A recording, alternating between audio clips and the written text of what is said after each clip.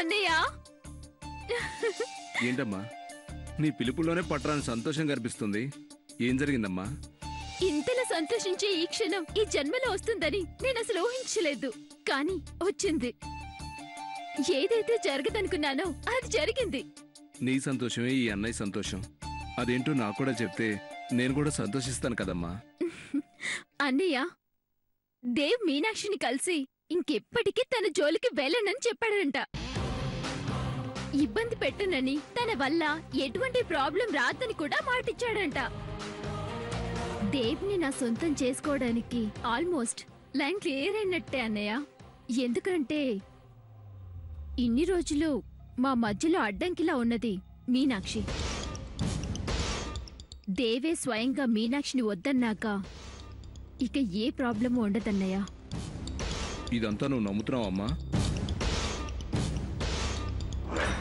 దేవిచ్చిన మాటకి విలువలేదు, మనసును పుట్టిన ప్రేమకి చావు లేదు. దేవు మీనాక్షికి చెప్పిన మాట గొంతులోంచి వచ్చిందే తప్ప మనసులోంచి వచ్చింది కాదు.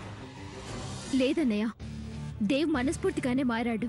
ఎందుకంటే నాకు పరిచయమైన దేవ్కి ప్రస్తుతమున్న దేవ్కి మధ్యలో చాలా మార్పు కనిపిస్తుందన్నయ్య. ఒకప్పుడు జన్మ జన్మలకి తన ప్రేమ మీనాక్షికి తప్ప మరొకరికి పంచలేననేసి తన నోటితోనే చెప్పాడు. మొన్న అన్నదానం చేయించిన రోజున మరో జన్మంటూ ఉంటే నా కోసం పుడతానన్నాడు. అంటే మీనాక్షి విషయంలో దేవ్ నిజంగానే మారాడు. మరు జన్మ కాదు, ఈ జన్మలోనే దేవ్ని నా సొంతం చేసుకునే అవకాశం వచ్చిందన్నయ్య. నా దీక్ష ఫలించి ఆ దేవుడే నాకీ అవకాశం ఇచ్చాడనిపిస్తోంది. ఏంటమ్మా నీ అమాయకత్వం? సముద్రంలో నీరింగిపోయిందంటే ఈ ప్రపంచం నమ్ముతుందా? మీనాక్షి విషయంలో దేవు మారాడంటే, అంతలా ప్రేమించే తనకి దూరంగా ఉండటానికి నిర్ణయం తీసుకున్నాడంటే నేనే కాదు, ఈ ప్రపంచం కూడా నమ్మదు. అలా ఎందుకు అనుకోవాలన్నయ్య? ప్రతి మార్పుకి తన జీవితంలో జరిగే ఏదో ఒక సంఘటన కారణమవుతుంది. ఇన్ని రోజులు మీనాక్షి కోసం ప్రయత్నించి విఫలం కావడం మీనాక్షి ప్రవర్తన తనలో నిజంగానే మార్పు తీసుకొచ్చిందేమో. నువ్వెంత చెప్పినా నాకైతే నమ్మబుద్ధి కావట్లేదమ్మా. కోర్టులో నేను నీకు దక్కును అని ఒక్క మాట మీనాక్షి చెప్పగానే అంతమంది ఎదురుగా షూట్ చేసుకుని చచ్చిపోవాలనుకున్నాడు. మీనాక్షి కోసం చావాలనుకున్నాడు. అంత తేలిగ్గా ఎలా వదిలేస్తాడమ్మా? నేను కూడా అదే చెప్తున్నాను. ఎంత ప్రేమిస్తున్నా కూడా ఆత్మాభిమానమైతే ఉంటుంది కదా అన్నయ్య. ఒక ఆడపిల్ల అంతమంది ఎదురుగా నువ్వంటే ఇష్టం లేదు అని చెప్పిందంటే, భర్తను అసహించుకుంటుందంటే ఏ భర్తైనా ఎలా భరిస్తాడన్నయ్య?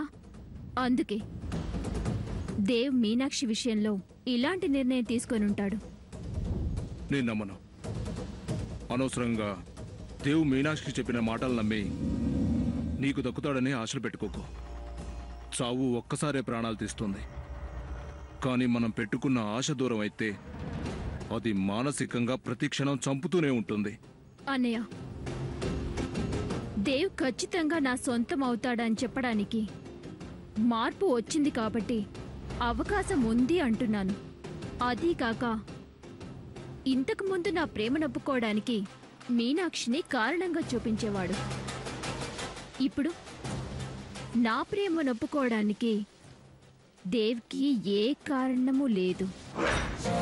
మరు జన్మలో కాదు, ఈ జన్మలోనే నా ప్రేమను సక్సెస్ చేసుకోవడానికి ప్రయత్నం చేస్తాను.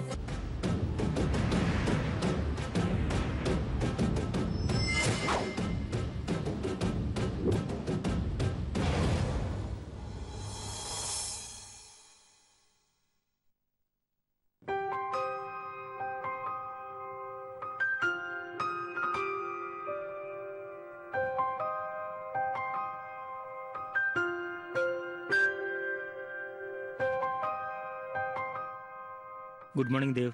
హెల్త్ ఎలా ఉంది? Very good morning brother.